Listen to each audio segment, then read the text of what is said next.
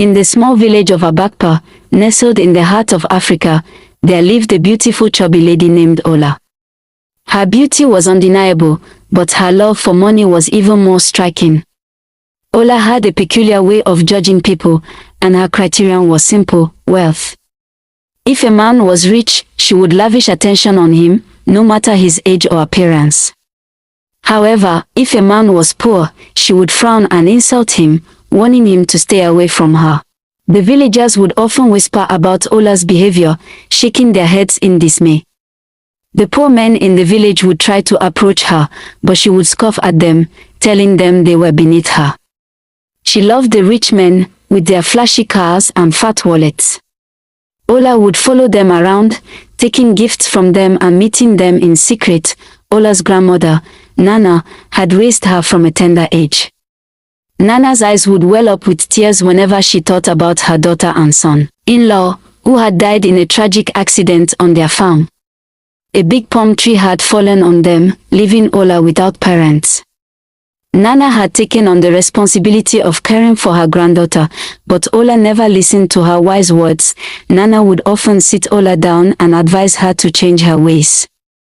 "Ola, my child, money is not everything," she would say. "A man's worth is not measured by his wealth, but by his character.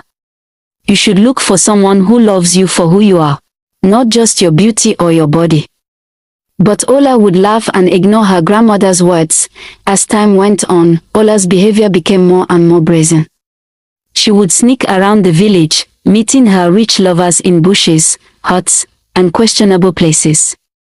The villagers would whisper about her exploits, and Nana's heart would ache with worry.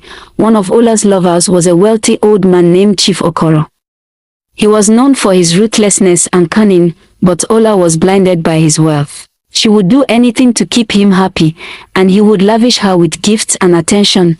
But one fateful night, Chief Okoro's true nature revealed itself. He took Ola to an abandoned hut on the outskirts of the village and subjected her to unspeakable abuse.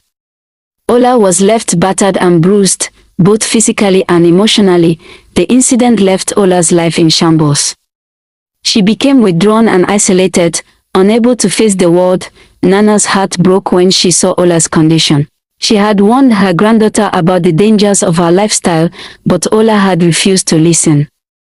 Now, Nana's worst fears had come true. As Ola struggled to come to terms with what had happened, but with Nana's support and care, Ola slowly began to heal. Nana thought Ola had learned a lesson from her past experiences. She believed that the abuse she suffered at the hands of Chief Okoro would be a wake-up call for her granddaughter. But as Ola's physical injuries healed, Nana began to notice that her behavior hadn't changed. Ola continued to follow rich men, young and old, sick and healthy, as long as they had money to offer her. Nana's heart sank as she realized that Ola hadn't learned from her past mistakes. She tried to talk to Ola, to reason with her, but Ola just shrugged her off. "I'm fine, Nana," Ola would say. "I can take care of myself." But Nana knew that Ola wasn't fine. She was still trapped in a cycle of self-destruction, and Nana didn't know how to help her. One day, Ola met a young man named Tond. He was charming and handsome, and he had a lot of money. Ola was immediately drawn to him, and she began to spend all her time with him. At first, Tond seemed like a perfect catch. He showered Ola with gifts and attention, and she felt like a queen. But as time went on, Ola began to notice that Tond was very possessive and controlling. Nana tried to warn Ola, but she wouldn't listen.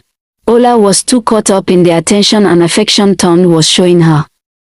She didn't see the warning signs, and she didn't realize that she was in danger. As the days went by, Ola's relationship with Tond became more and more toxic. He would belittle her and control her every move. Tond was a bad partner. He shouted at Ola and even hit her in public, but Ola stayed with him because of the money and gifts he gave her. She put up with the abuse. Some days, she came home with bruises and used hot water to ease the pain, but the next day, she would go back to Tond. Tond came from another town to work on the government secondary school project in Ola's community. He lied to Ola, saying he was single, but he was actually married. One day, Tond's wife, Laura, visited him unexpectedly. Ton was shocked but pretended to be happy and welcomed her with a smile. Inside, he was worried. He quickly texted Ola, telling her he wasn't around and she shouldn't visit him. He promised to call her when he returned. The next morning, Ton left for the construction site and told Laura to stay indoors.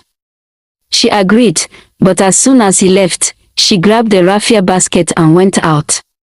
She asked the neighbors for directions to the market, saying she wanted to surprise her husband with a nice meal.